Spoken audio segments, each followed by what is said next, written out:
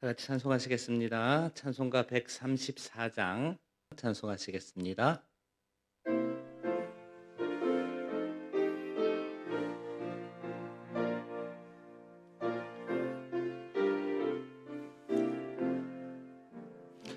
나 어느 날 꿈속을 헤매며 어느 바닷가 거닐 때 그 갈릴리 오신이 따르는 많은 무리를 보았네.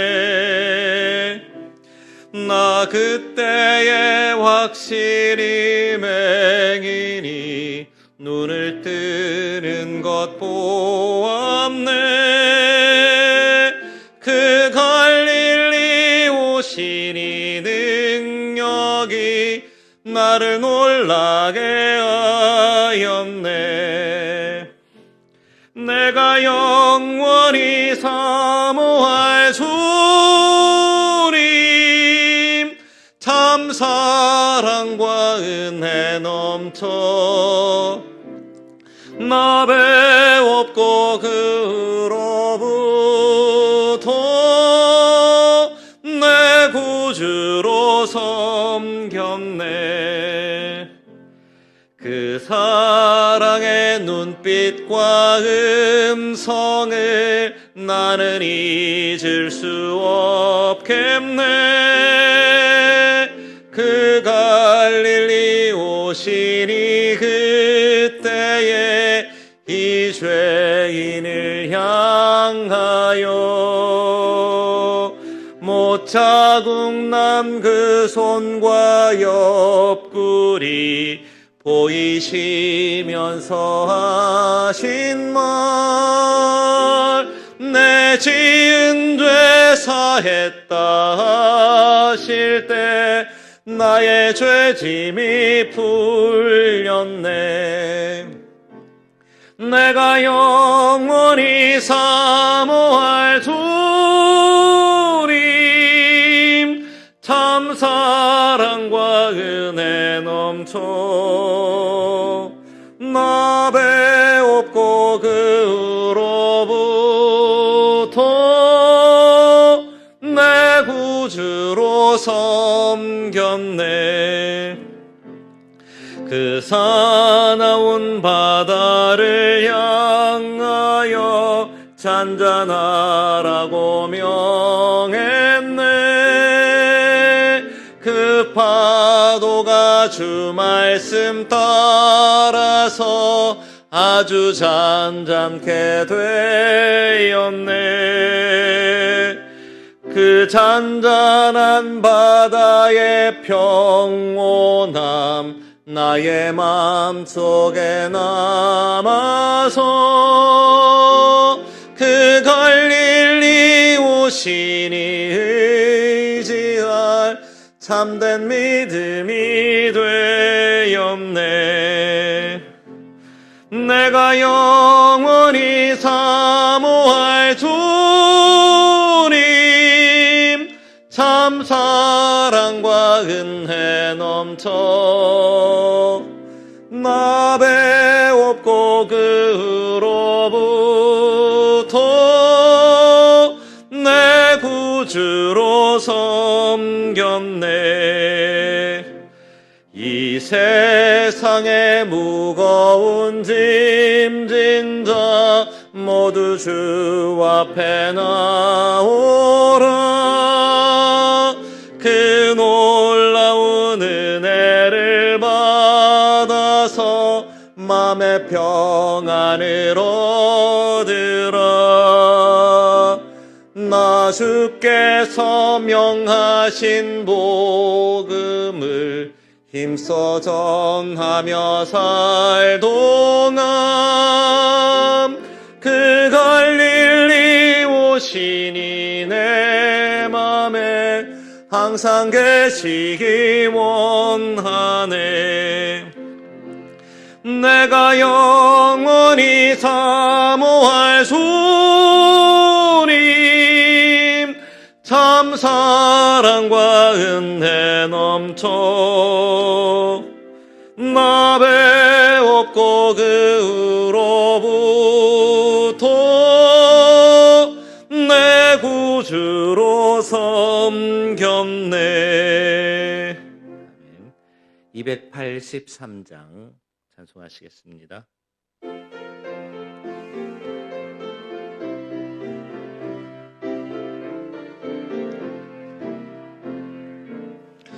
나 속죄함을 받은 후 한없는 기쁨을 다 헤아릴 수 없어서 늘 찬송합니다.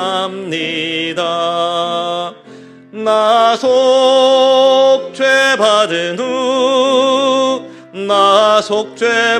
후 주를 찬미하겠네. 나 속죄받은 후 주의 이름 찬미하겠네. 나 속죄함을 받은 후 내 마음이 새로워 주 뜻을 순행하면서 죄 길을 버리네.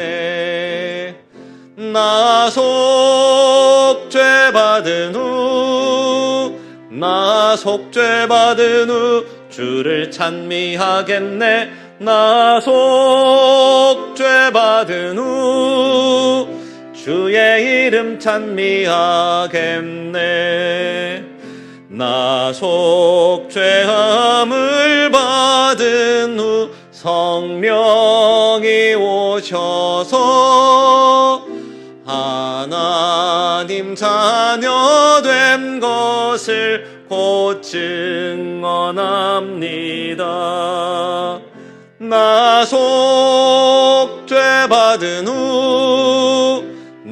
속죄받은 후 주를 찬미하겠네. 나 속죄받은 후 주의 이름 찬미하겠네. 나 속죄함을 받은 후 보혈의 공로로 내 주의 은혜에 입으니 늘 평안합니다. 나 속죄받은 후 주를 찬미하겠네. 나 속죄받은 후 주의 이름 찬미하겠네. 아멘. 찬송 414장 찬송하시겠습니다.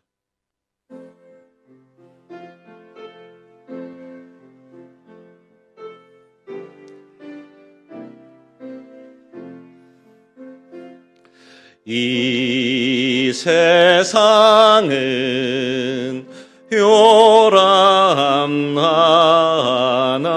요란하나 내 마음은 늘 편하다. 구주의 뜻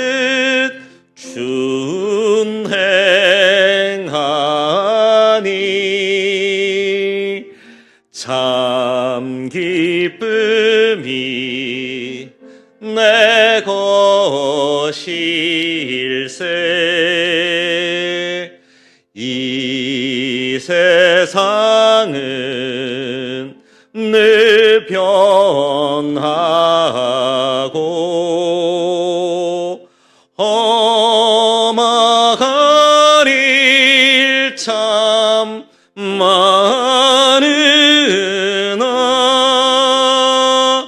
주 은혜만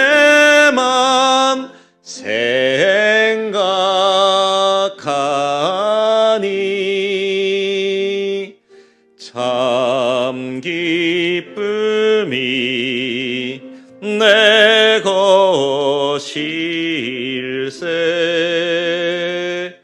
육신의 눈 못 볼 때에 신령한 눈 곧 밝히사 저 천성문 보게 하니 참 기쁨이 내 것일세 내 마음과 내 영혼이 모든 욕심 다 버리고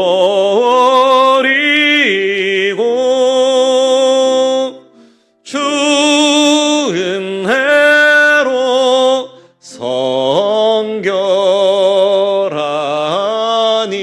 성결하니 참 기쁨이 내 것일세 이 육신의 복락보다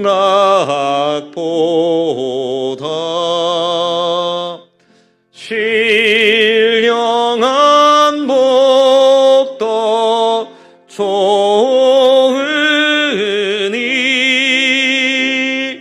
내 맘과 뜻 다하여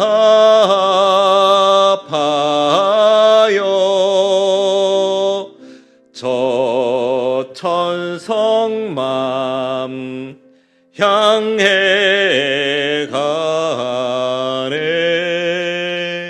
아멘. 482장 찬송하시겠습니다. 482장입니다.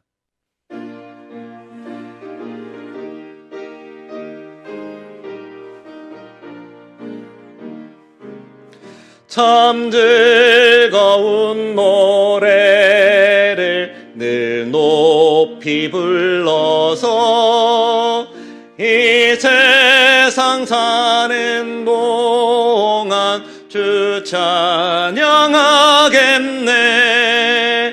복 주실 산에 올라 멀리 바라보니 나 건너갈 요단강 뚜렷이 보이네. 참 아름다운 노래 늘 높이 부르세. 하늘의 소망 주신 주 찬양하여라. 참 아름다운 노래 다 함께 부르세. 하늘의 기쁨 주신 주 찬양하여라.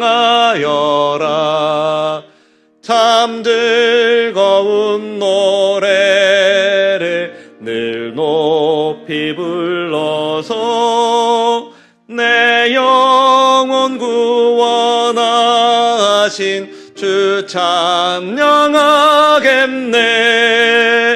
땅 위의 성도들이 부르는 노래에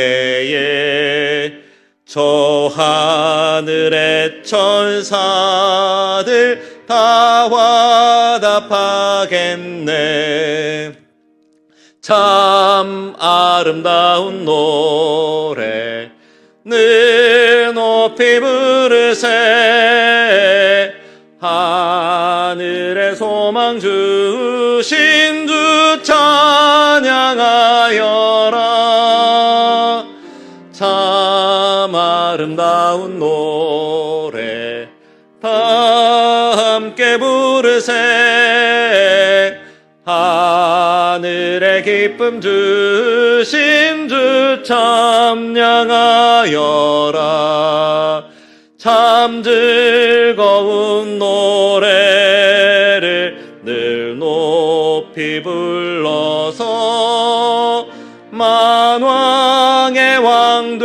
되신 주 나 찬양하겠네. 거룩한 하늘 노래 들려올 그때에 참 그립던 주님을 밤가이 대하리. 참 아름다운 노래 늘 높이 부르세. 하늘의 소망 주신 주 찬양하여라. 참 아름다운 노래 다 함께 부르세. 하늘의 기쁨 주신 주 찬양하여라.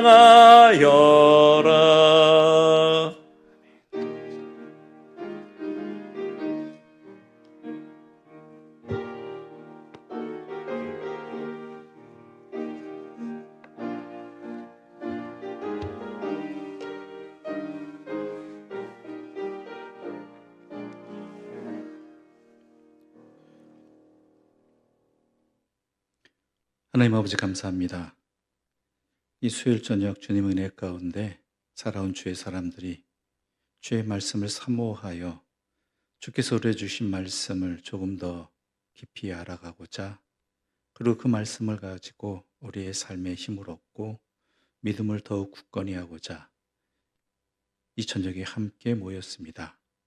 주님께서 주의 성령을 통하여 역사해 주셔서 우리가 이 말씀을 읽고 함께 나누는 동안 이 말씀에 우리의 삶에, 우리의 영혼에 깊숙이 새겨지는 말씀이 되게 해주시고, 이 혼란한 세상 속에서 내가 어떻게 살아가야 될지를, 또한 지금 현재 나의 모습이 어떠한지를, 그리고 이것을 통해서 우리가 무엇을 바라봐야 될지를 더 확실히 깨닫고 믿음의 길을 걸어가는 그러한 소중한 시간이 되게 해주시고, 이정표가 되게 해주시고 힘이 되게 하여 주시옵소서. 예수님의 이름으로 기도드립니다. 아멘.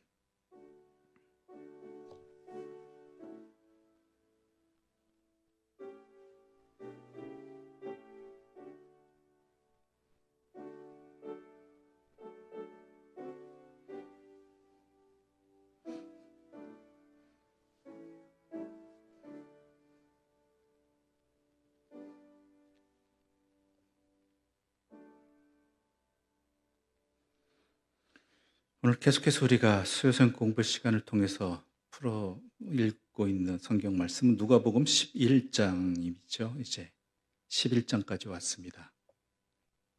11장 1절부터 4절까지의 말씀입니다.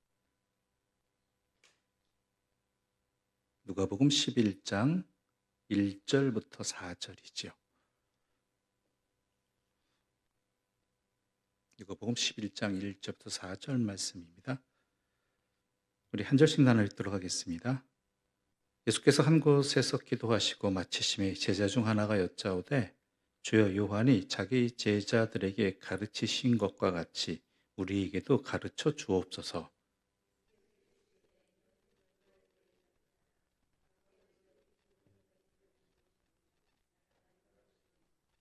우리에게 날마다 일용할 양식을 주시옵고,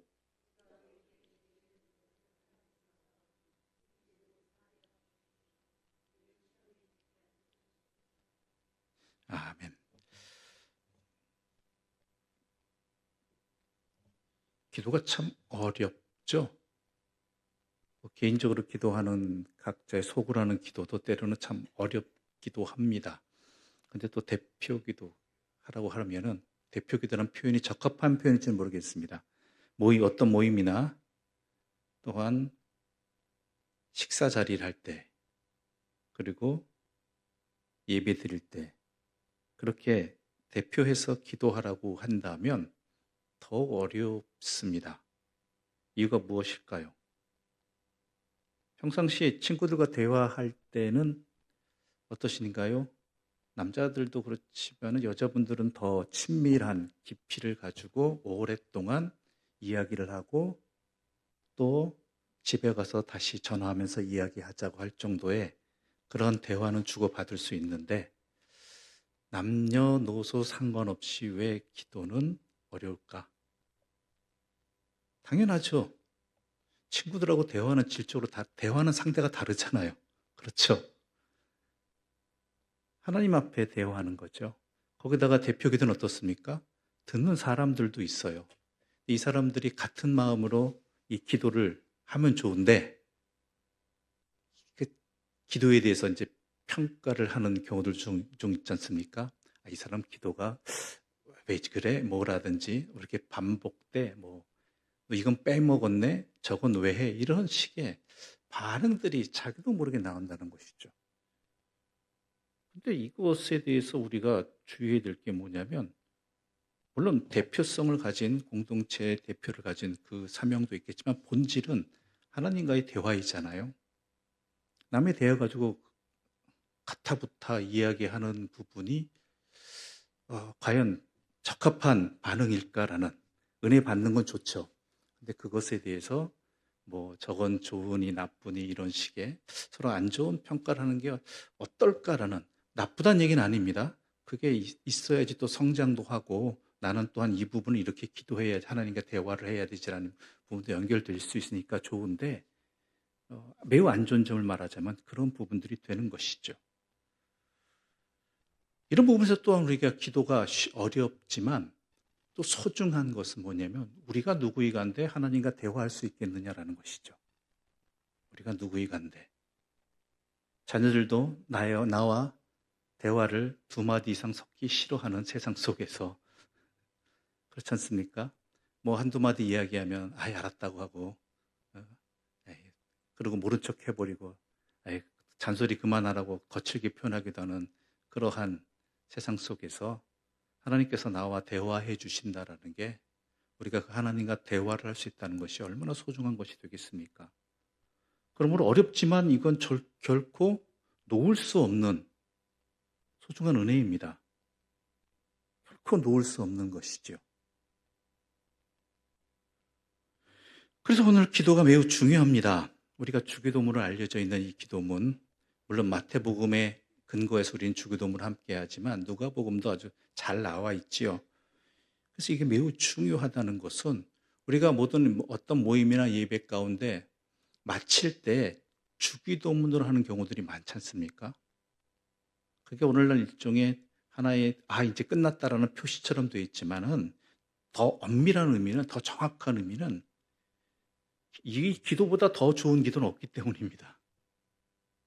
우리의 삶의 그 마무리가 어떤 행사를 하고 나서 그 마무리가 하나님 앞에서 드려지는 이 기도보다 더 좋은 기도는 없기 때문에 원래 목적은 주기도문을 공동체 모임이나 아니면 예배 모임 끝날 때 마무리로 하는 것이 그런 목적을 가지고 있는 것이지요. 오늘 1절 말씀 우리 좀 함께 읽어보겠습니다. 1절 말씀입니다. 예수께서 한 곳에서 기도하시고 마치심에 제자 중 하나가 여짜오되 주여 요한이 자기 제자들에게 기도를 가르친 것과 같이 우리에게도 가르쳐 주옵소서. 제자들이 기도 모르겠습니까? 죄송합니다. 이 표현이 널린 게 기도였던 유대인들에게 있어서는 회당 예배만 가도 공식적인 기도가 회당 예배 때마다 반복되어져 나와요. 공식적인 기도문이.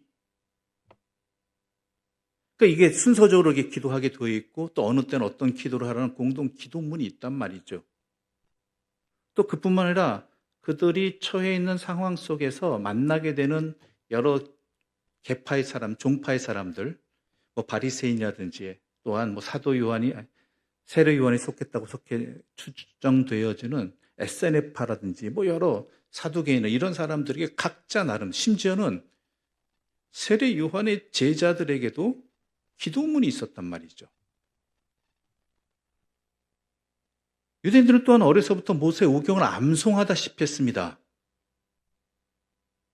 이런 기도문들과 이런 여러 종파들의 기도문들이 분명히 있었기 때문에 이들은 기도가 익숙해요. 또한 자기 생활 속에서 기도는 항상 하던 사람들이에요.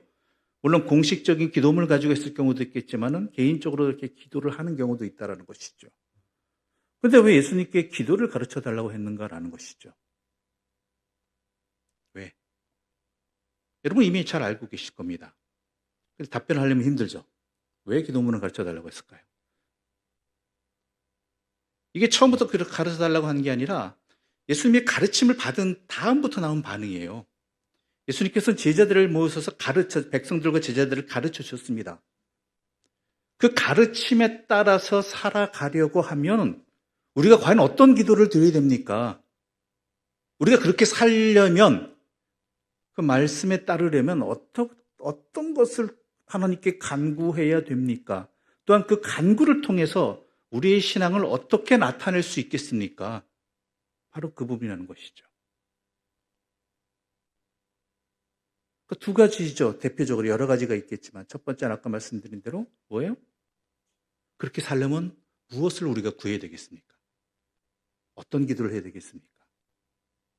또 두 번째는 이 기도를 통해서 내 신앙을 어떻게 표현할 수, 내 신앙이 어떤 신앙인지 이 기도를 통해서 표현할 수 있게 해주십시오. 이런 부분입니다.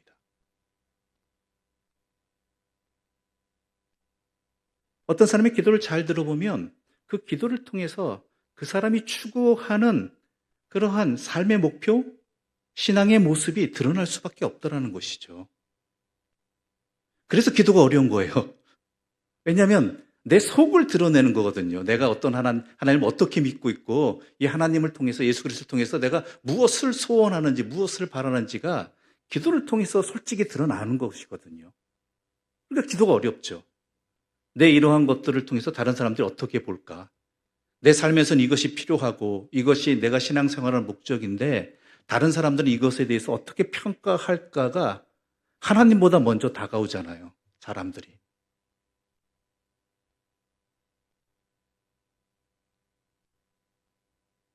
여러분의 기도 제목을 간간히 여러분들이 녹음해서 들어보신다면 내 삶에 지금 어떤 게 목적이 있구나 나에게. 그게 드러날 수밖에 없다는 것이죠. 무엇을 추구하는가 내가 신앙을 통해서.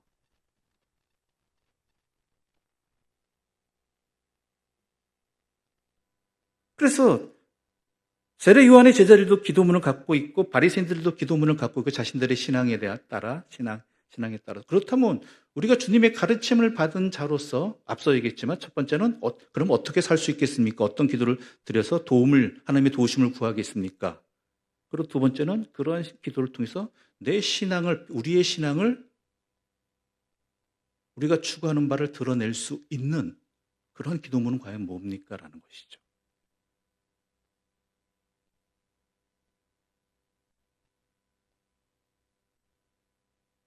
그래서 예수님께서 기도문을 가르쳐 주시면서 가장 처음에 시작한 게 뭔지 아십니까? 2절 함께 읽어볼까요? 2절 말씀입니다. 함께 읽어보겠습니다.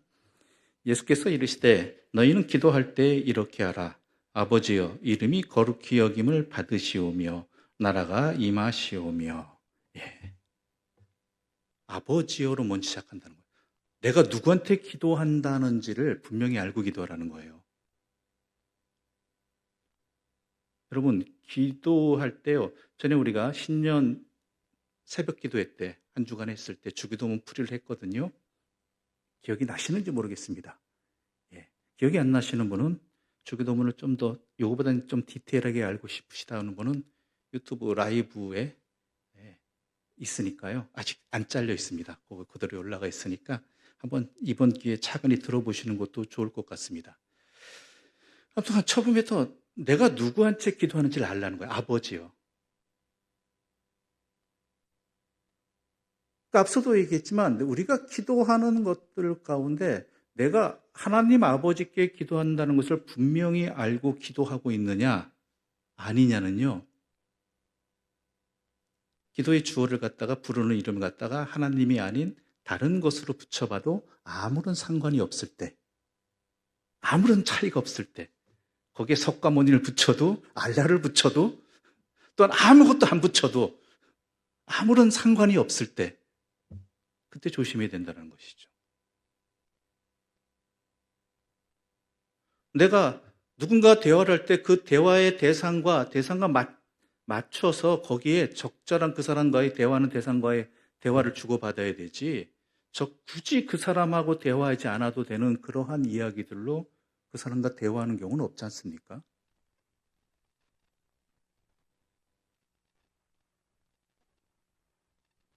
내가 하나님 아버지께 기도한다는 것을 분명히 인식하고 기도하고 있느냐? 하나님과의 관계성 아래에서 내가 기도하고 있느냐? 하나님이 아니어도 상관없는 그러한 기도를 하고 있느냐?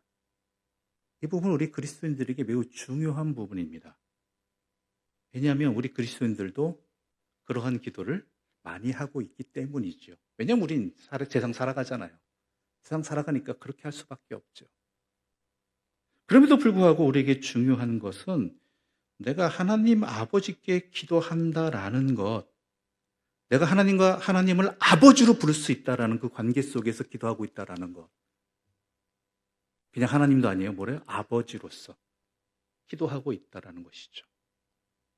그러니까 이 아버지라는 분명한 인식을, 하나님 아버지라는 인식을 가지고 기도한다라면 하나님을 향해 기도한다는 관계성도 있겠지만은 또한 아버지를 향한 믿음 안에서 이 기도는 출발해야 된다는 것이죠. 무슨 뜻인지 아시겠습니까? 아버지를 신뢰하는 기도가 있어야 된다는 거예요. 왜냐하면 우리가 간절히 기도하는 것이요, 하나님께서 들어주실 때도 있고 안 들어주실 때도 있죠. 물론 다 들어주시면서 무응답하시거나 아니면 다른 응답을 줄 때가 많잖아요. 그렇죠? 내가 원하는 응답이 아니라. 그럴 때 내가 원하는 것이 아닌 것, 아니면 내 간구에 대해서 응답하지 않으실 때 우리는 시험에 든다는 것이죠. 하나님 왜 내 기도 안 들어주시나? 왜 내 뜻대로 안 이루어주시나?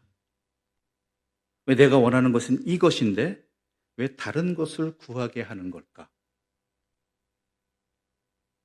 그럴 때 우리가 하나님을 아버지라는 신뢰성을 가지지 못한다면 이러한 나의 예상과는 다른 부분 때문에 실망하게 되고 하나님과의 대화를 멀리하게 되고, 어떤가요?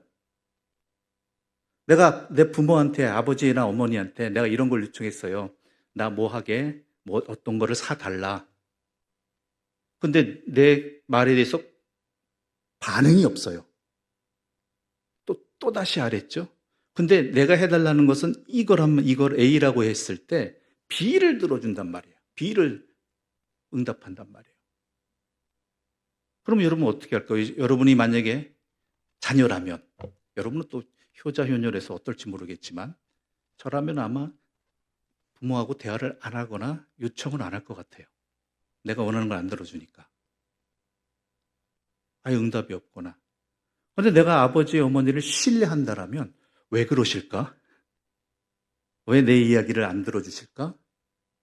내 아버지고 내 어머니인데, 나를 가장 사랑하시는 분인데, 나를 위해서는 자신의 모든 것을 아껴 가시면서까지 나에게 좋은 것을 주시기를 원하시는 분인데, 그럼 왜 안 주실까? 왜 A가 아니라, 내가 원하는 A가 아니라 B를 주실까?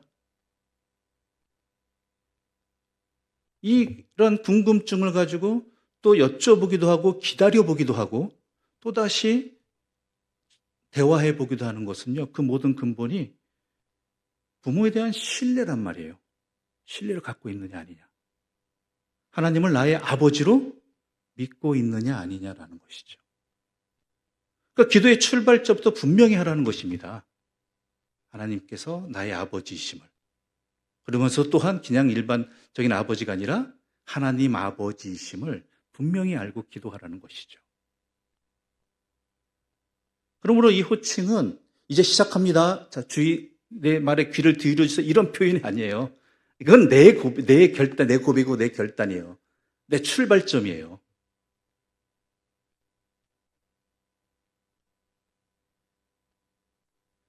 바로 그러해서 이렇게 시작되어지는 것이죠. 우리에게 그렇게 기도할 대상이 있다라는 것, 우리의 기도를 들어주심이 있다는 그 자체가 우리에게 너무나 큰 은혜이고 복이죠. 그분이 더군다나 누구예요? 하나님이시잖아요. 그런데 하나님이신데 우리의 아버지로서 우리와 관계성을 맺고 있는, 이게 엄청난 큰 은혜라는 것이죠. 은혜와 이 신뢰성을 가지고 있느냐라는 것입니다.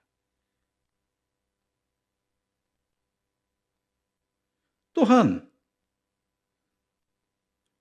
우리가 주기도문을 보게 되면 앞부분에 대해서는 하나님에 대한 내용이잖아요. 그렇죠? 우리 다시 한번 2절 읽어볼까요? 2절 말씀입니다. 함께 읽겠습니다. 예수께서 이르시되 너희는 기도할 때 이렇게 하라. 아버지여 이름이 거룩히 여김을 받으시오며 나라가 임하시오며. 예. 누가복음 여기서 딱 끝내죠. 주기도문의 앞부분이 끝납니다. 하나님에 대한 부분이잖아요. 하나님에 대한 부분. 바로 먼저 뭐를 이야기하시냐? 우리가 분명히 이 기도를 통해서 먼저 구해야 될 것이 무엇이냐라는 것이죠. 마태복음 6장 33절에 이런 말씀이 있죠. 기억하시는지 모르겠습니다. 너희는 먼저 그의 나라와 그의 일을 구하라.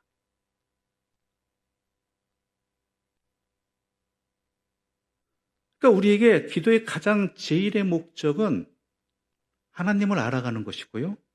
또한 하나님의 뜻을 구하는 것입니다.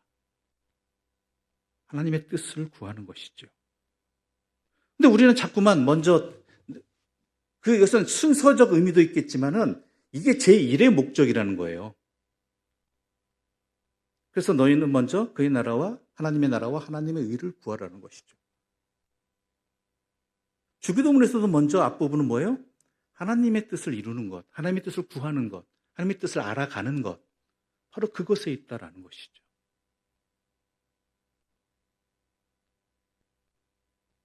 근데 우리에게 있어서는 대부분의 기도가 뭐냐? 내 청구서예요. 하나님 향한 내 청구서예요. 내가 하나님께 예배도 열심히 드렸고, 예물도 열심히 봉헌했고, 또 봉사도 열심히 했고, 또 그리스도인답게 살려고 발버둥을 쳤으니까, 자, 이제 들어주십시오.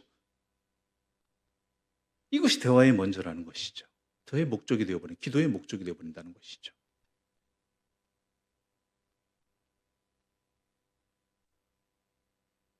물론 우리는 살아가는 존재, 이 땅을 살아가는 연약한 인간이기 때문에 그럴 수 있습니다. 그렇기 때문에 우리가 기도하는 거예요. 그렇게만 살지 않으려고. 우리 인생이 그런 것에 휘둘리는 인생이 아니고 우리가 그런 것에 좌지우지되는 인생이 아니라는 것을 분명히 알기 위해서 먼저 하나님의 뜻을 구하는 것은 우리가 하나님의 뜻에 따라서 살아가는, 하나님이 우리 인생을 좌지우지하시는 분이라는 것, 하나님께 달려있다는 것을 분명히 알기 위해서 기도하는 거예요, 먼저.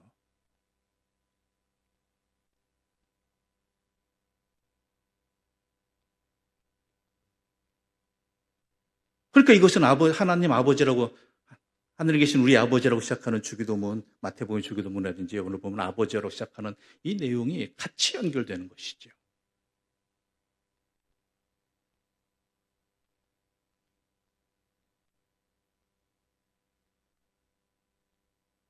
그러므로 우리가 항상 우리의 마음의 중심을 기도할 때 어디에 두어야 되는가? 먼저 하나님의 나라와 의를 구하는 것에 있다라는 것이죠. 마태복음 6장 34절은 또 이렇게 말하고 있습니다. 그러므로 내일을 위하여 염려하지 말라. 내일은 내일이 염려할 것이요 한날의 괴로움은 그날로 족하니라. 하나님의 나라와 의를 먼저 구하는 것을 잊어버리게 되면 나타나는 증상이 뭔지 아세요? 34절 말씀이에요, 그게. 이걸 잊으면 우리는 우리가 해결할 수도 없고 염려하지도 않아도 되는 내일만을 구하게 되는 것이죠. 내일 우리가 어떻게 될지 모르겠습니다. 지금 현재 상황은 내일 우리가 근심되는 상황입니다. 그게 우리의 일반적인 반응이잖아요.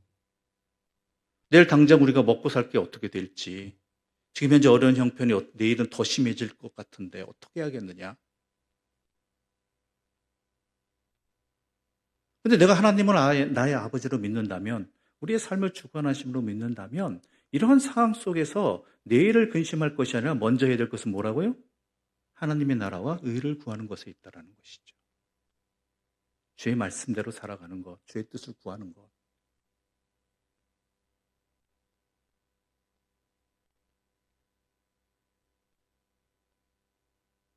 여러분 자녀들이 내일 먹을 것을 염려하고 내일 교통비를 염려하면서 오늘 근심하고 있다라면 여러분 뭐라고 얘기하시겠습니까? 오늘 너 할 일 해. 오늘 네가 해야 할 일을 해라라는 것이죠.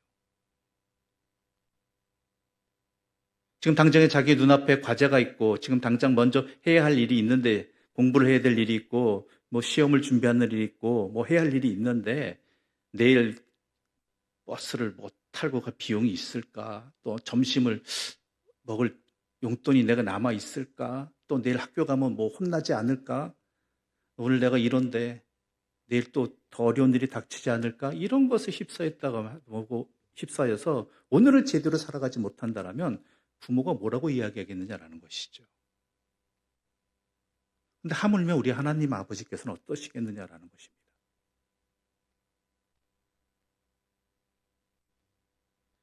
우리 성경 한 군데 더 찾아볼까요? 마태복음 6장 25절부터 32절까지의 말씀입니다. 마태복음 6장 25절부터 32절입니다.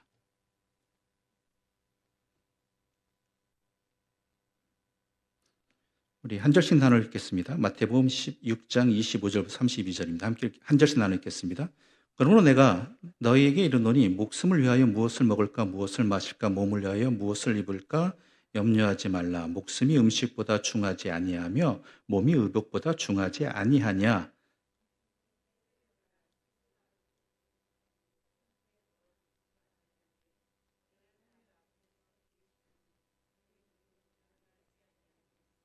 너희 중에 누가 염려함으로 그 키를 한 자라도 더 할 수 있겠느냐.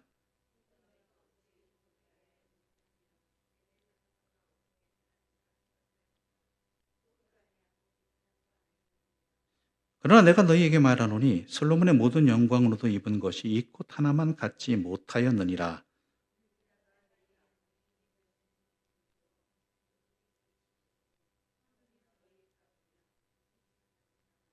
그러므로 염려에 이르기를 무엇을 먹을까 무엇을 마실까 무엇을 입을까 하지 말라.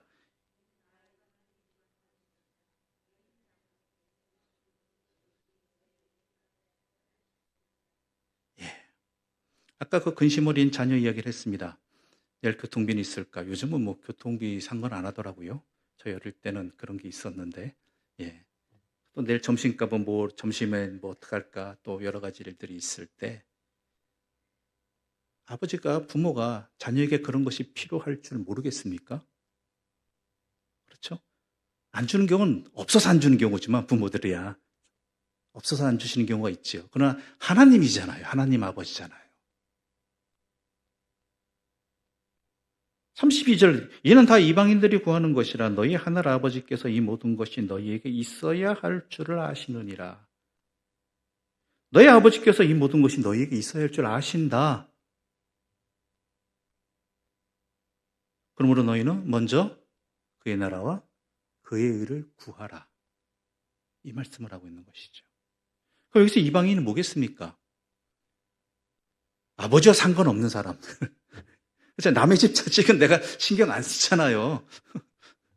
그렇죠? 여기서 이방인이라는 것은 유대인들이 아닌 사람들이 아니라요. 하나님을 모르는 사람들을 이야기하는 것입니다. 하나님과 관계없는 사람들.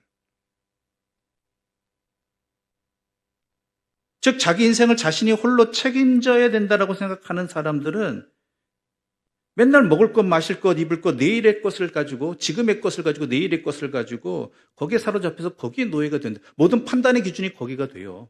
그게 돼요. 내가 지금 무엇을 해야 될 것인가, 내가 무엇을 기도해야 될 것인가의 판단의 기준이 바로 그런 것에 있게 된다라는 거예요. 하나님을 아버지를 안 믿는다는 것은.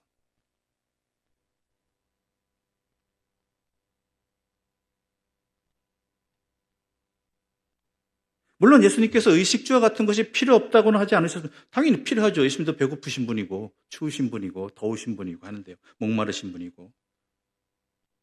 그런 것들 때문에 염려하여서 그런 것들에 노예가 종속되는 존재가 되지 말래. 하나님께 종속돼야지 왜 그런 것에 종속되느냐라는 것이죠. 우리의 삶이, 우리의 가정이, 우리 교회가 왜 그런 것에 종속되는, 하나님께만 종속돼야 되죠. 속해져야죠. 하나님 뜻에만.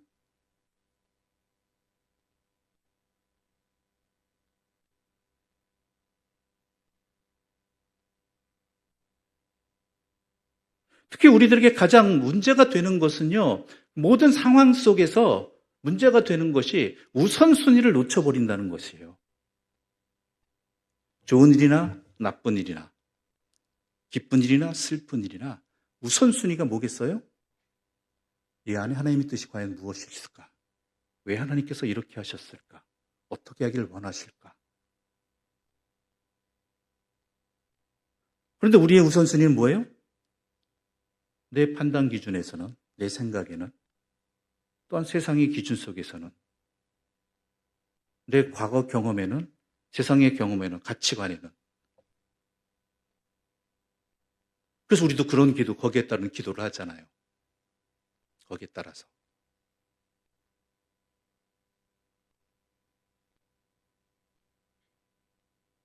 과연 내가 하나님 우리의 모든 것은 하나님께서 주인이시고 주신 이도 여호와시요 거두신 이도 여호와시라는 그 뜻, 그 말 속에 담겨 있는 모든 것에는 하나님의 뜻이 반드시 있다라는 것을 우리는 명심하고 있느냐라는 것입니다.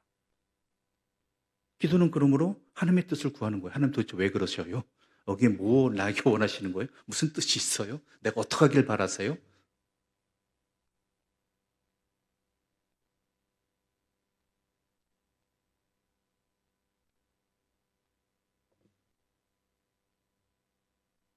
이 우선순위를 우리가 놓치고 있지 않느냐라는 것이죠.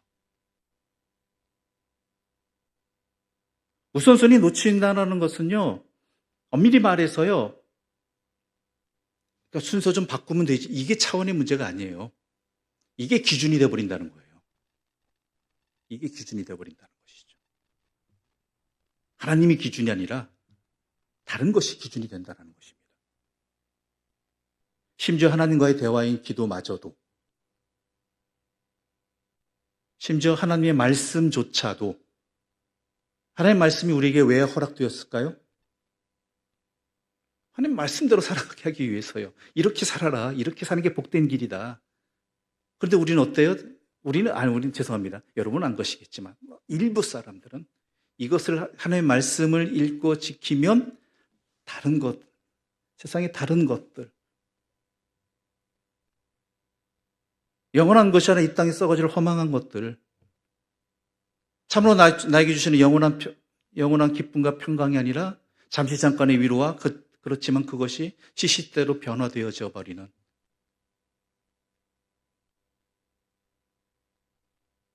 인생사 세웅지마 같은 것들을 얻기 위한 수단으로, 도구로서 신앙생활하고 있고 말씀을 읽고 예배드리고 있다는 것이죠. 우선순위가 바뀐 거예요.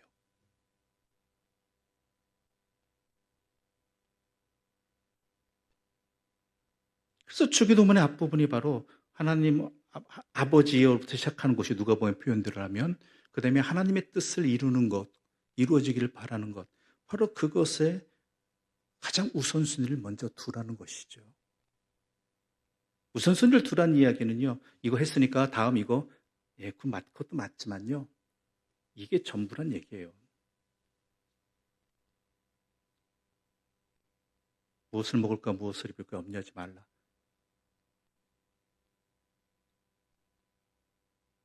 그러면서 그 11장 2절 다시 한번 읽어볼까요? 11장 2절 다시 한번 읽겠습니다. 네. 예수께서 이르시되 너희는 기도할 때 이렇게 하라. 아버지여 이름이 거룩히 여김을 받으시오며 나라가 임하시오며. 나라가 임하시오며라고 되어 있어요. 어디에 임하는 걸까요? 이 땅에 임하는 걸 마태복음 표현하죠. 이 땅이라는 표현을 정확히 하자면요, 먼저 어디부터냐? 내 안에부터. 내 안에부터. 다른 것이 나의 주인 되는, 나를 주관하는 주권이 되어버리는 그러한 것이 아니라 하나님 아버지가 나의 주권자가 되게 해주십시오. 하나님 다스림 안에 있게 해주십시오. 누구부터? 나부터.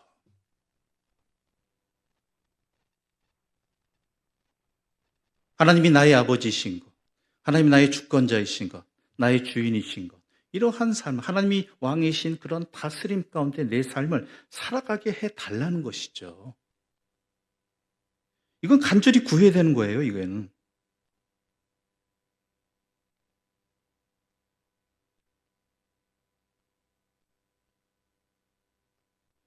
그래서 예수님께서 우리 성경 한 군데 찾아볼까요? 요한복음 4장 34절입니다. 요한복음 4장 34절 말씀입니다. 왔다 갔다 하죠. 예. 요한복음 3장 34절 함께 읽어볼까요? 예수께서 이르시되 나의 양식은 나를 보내신 이의 뜻을 행하며 그의 일을 온전히 이루는 이것이니라. 예. 나의 양식은 나를 보내신 이의 뜻을 행하며 그의 일을 온전히 이루는 이것이다.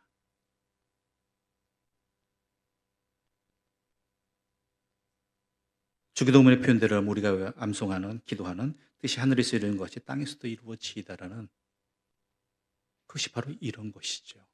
내가 그런 삶을 살게 해주십시오. 나의 양식은 나를 보내신 이의 뜻을 행하며 그 일을 온전히 이루는 그것이 바로 내가 하나님의 다스림 안에 있는 이러한 삶을 살게 되라는 것이죠. 또한 요한복음 6장 38절 말씀 함께 읽어볼까요? 요한복음 6장 38절 말씀입니다. 요한복음 6장 38절 말씀 우리 함께 읽어볼까요? 내가 하늘에서 내려온 것은 내 뜻을 행하려 함이 아니요 나를 보내신 이의 뜻을 행하려 함이라. 내가 하늘에서 내려오면 내가 이 땅을 우리에게 뭐 이렇게 되겠죠? 내가 이 세상을 살아가는 목적은 뭐예요? 내 뜻을 행하려 함이 아니요 나를 보내신 이의 뜻을 행하려 하는 것이다. 이것을 기도해야 된다는 것이죠.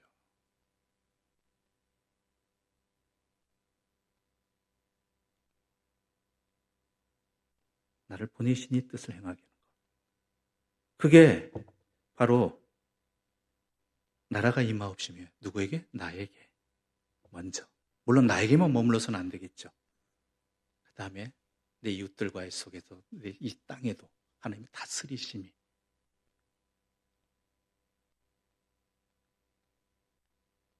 이것을 위해 기도하라는 것입니다. 이것을.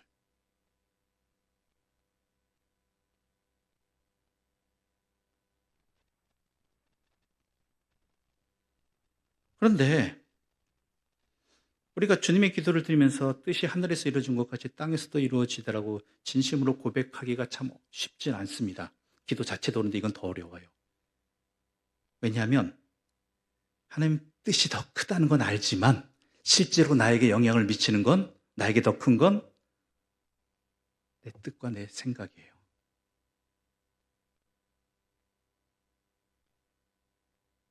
그래서 심지어 우리 어떻습니까? 어떤 논의 가운데 있을 때도 내 뜻과 다른 내 생각과 다른 그 누군가가 나에 대해서 반대하는 다른 이야기를 해버리면 거기에 대해서 우리는 분노에 사로잡히잖아요.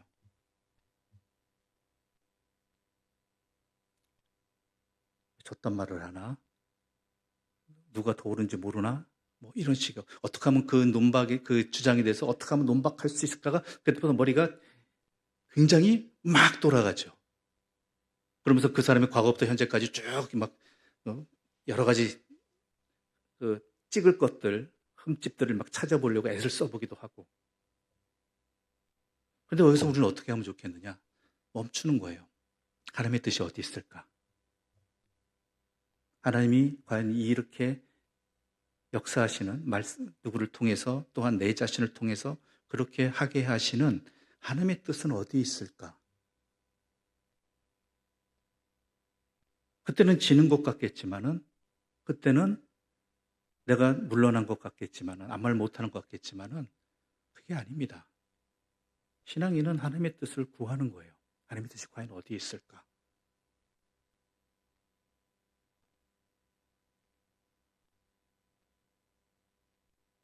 그게 주의 다스리심 안에 있는 사람들의 반응이에요.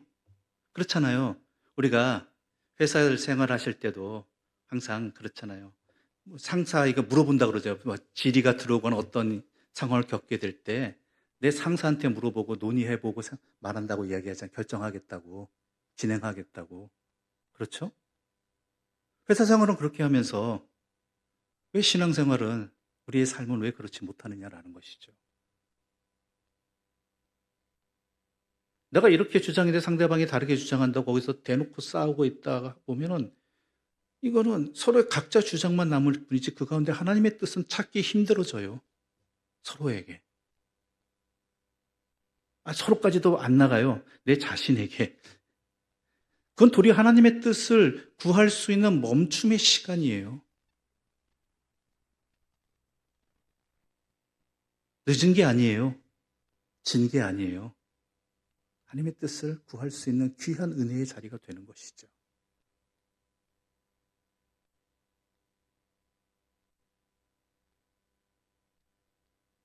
우리 솔직히 우리의 삶에 있어서 우리가 일용할 양식도 필요하고요. 그렇잖아요?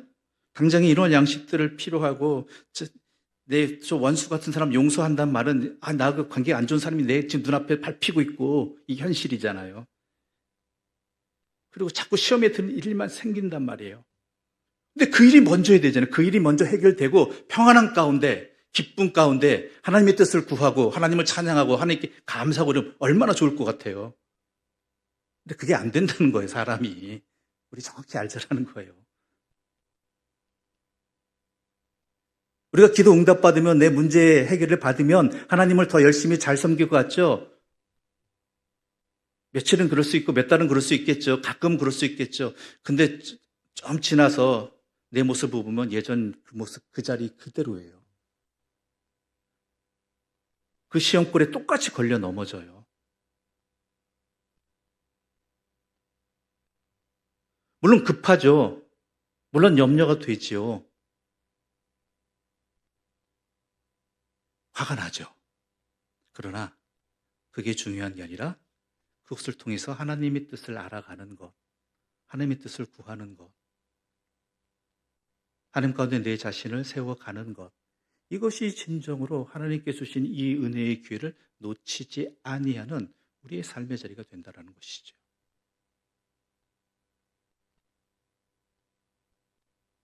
예수님도 겟세마네 동산에서 기도하실 때 그랬잖아요. 이 잔을 내게서 옮겨주십시오. 이게 간절한 소원이지만 뭐예요? 내 뜻대로 마옵시고 아버지 뜻대로 하옵소서. 예수님 그 정도 되시니까 내 뜻대로 마옵시고 아버지 뜻대로 해 주십시오라가 뒤에 자연스럽게 붙을 수 있지만 우리는 십자가 옮기십시오. 예수 그리스도 이름으로 기도드립니다. 아멘하고 끝나버리잖아요. 이 잔을 내게서 옮겨주십시오라고. 그러니까 우리는 먼저 뭐예요? 우리가 몰라요. 자기 자신이 예수님과 동급이다 생각하시면 그렇게 하셔도 돼요. 근데 그런 분이 계시긴 하겠죠. 그럴 만한. 예. 근데 안 그러신 분이라면은 먼저 멈추고 주님의 뜻을 구하는 것, 주님의 뜻을 찾는 것, 주님의 뜻을 여쭙는 것, 아버지 하나님을 찾는 것, 아버지 하나님의 뜻이 어디 있는가, 아버지께서 왜 이를 통해서 나를 어떻게 다스리고자 하시는가, 이를 통해서 내가 하나님의 백성답게 어떻게 살아가서 그 거룩성을 드러내는 하나님의 자녀다운 거룩성을 살아가게 하시는가, 이것들이 결국은 나에게 가장 복된 길이라는 것이죠.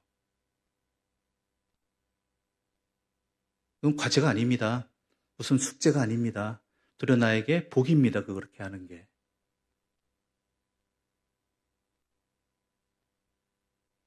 예수님은 우리를 자기의 목숨까지 내어주실 정도로 하나님 아버지는요, 우리 자기네 독생자를 우리에게 온전히 내어주실 정도로 우리가 그 어떤 대가도 치르지 않았음에도 불구하고 자격 없음에도 불구하고 그렇게 용서해 주시기를 기다리시고 행하시는 엄청난 사랑의 분이셔요.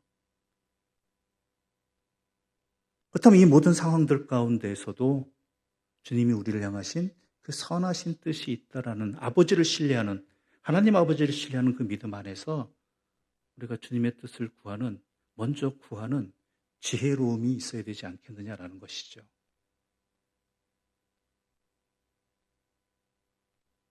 근데 막상 닥치면 잘 안 되죠. 그땐 이렇게 해보세요. 주기도문을 외세요. 주기도문으로 기도하세요.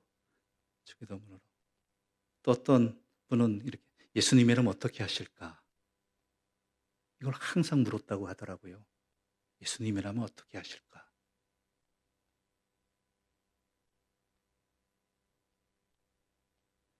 그래서 주기도문은 우리에게 매우 은혜가 되는 주님께서 우리에게 가르쳐주신 기도입니다. 이렇게 기도하라는 얘기는 이렇게 살라는 것이고 이런 기도를 통해서 너희의 삶이 이렇게 바뀌어져라.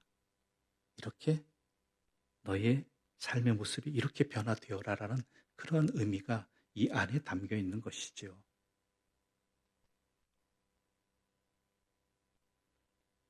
오늘 주기도문에 매우 중요한 내용들이 각 부분들이 있는데요. 이것은 이미 신년 특세 때 풀이한 내용이니까 똑같은 내용을 반복하기는 좀 그렇고요. 이것을 뭉뚱그려서 첫 번째 부분에 대한 부분들을 기초기도문의 중요한 핵심적인 그 내용들을 여러분과 잠깐 함께 나눴습니다. 그 다음에 또한 우리의 간구 내용도 왜 그렇게 우리의 간구도 해야 되는지도 다음 주에 우리 나누겠지만, 분명한 것은 우리가 하나님 아버지께 기도한다라는 이 의미가 첫 단추를 잘 껴야 되잖아요. 그렇죠? 이 의미가 어떤 의미인지, 그리고 왜 먼저 하나님에 대한 하나님의 뜻을 위한 기도를, 하나님의 나라 의를 위한 기도를 왜 하게 하셨는가? 너희는 내 말 따라라가 아니라 우리를 위해서 하셨다는 것을 분명히 아시고 이것을 잘 적용하셔서 우리의 신앙의 자리가 좀 더 든든해지는 그런 믿음의 자리로 이어지기를, 그래서 하나님의 자녀다운 든든한 평안의 삶을 살아갈 수 있는, 또한 하나님을 주님을 닮아가는 그런 우리의 신앙의 성숙이 있는 그런 은혜의 자리가 여러분에게 허락되어지고 우리 모두 우리 공동체에 허락되어지기를 간절히 소망합니다. 우리 다시 한번 누가복음 11장 1절부터 4절까지의 말씀, 2절부터 4절까지의 말씀 함께 읽어보겠습니다. 2절부터 4절입니다. 예수께서 이르시되 너희는 기도할 때 이렇게 하라. 아버지여, 이름이 거룩히 여김을 받으시오며 나라가 임하시오며 우리에게 날마다 일용할 양식을 주시옵고 우리가 우리에게 죄지은 모든 사람을 용서하오니 우리 죄도 사하여 주시옵고 우리를 시험에 들게 하지 마시옵소서 하라. 기도드리겠습니다. 하나님 아버지 감사합니다. 우리가 누구이 간데 하나님께 감히 기도할 수 있는, 대화할 수 있는 존재가 될 수 있겠습니까? 그러나 우리로 하여금 하나님을 아버지라고 부르며 또한 자녀로서의 관계를 맺고 대화할 수 있도록, 하나님을 닮아갈 수 있도록 우리가 예수 그리스도의 보혈의 피를 우리에 허락해 주셔서 구속해 주시는 은혜로 말미암아 우리가 하나님을 아버지라고 부르며 하나님께 기도드릴 수 있으며, 그 기도를 통해서 우리의 삶이 주님을 더욱 닮아가는 아름다운 그러한 삶으로 변화되게 해주심을 허락해 주심을 감사합니다. 이 복된 기회를 놓치지 말게 하여 주시옵소서. 헛된 것에 이것을 바꾸지 말게 하여 주시옵소서. 마치 하나님과 관계없는 그러한 기도를 드리는, 그리하여 하나님부터 도리어 그 기도를 통해서 멀어지는 어리석은 우리들이 되지 않게 하여 주시옵소서. 예수님의 이름으로 기도드립니다. 아멘. 하늘에 계신 우리 아버지, 아버지의 이름을 거룩하게 하시며 아버지의 나라가 오게 하시며 아버지의 뜻이 하늘에서와 같이 땅에서도 이루어지게 하소서. 오늘 우리에게 일용할 양식을 주시고 우리가 우리에게 잘못한 사람을 용서하여 준 것 같이 우리 죄를 용서하여 주시고 우리를 시험에 빠지지 않게 하시고 악에서 구하소서. 나라와 권능과 영광이 영원히 아버지의 것입니다. 아멘.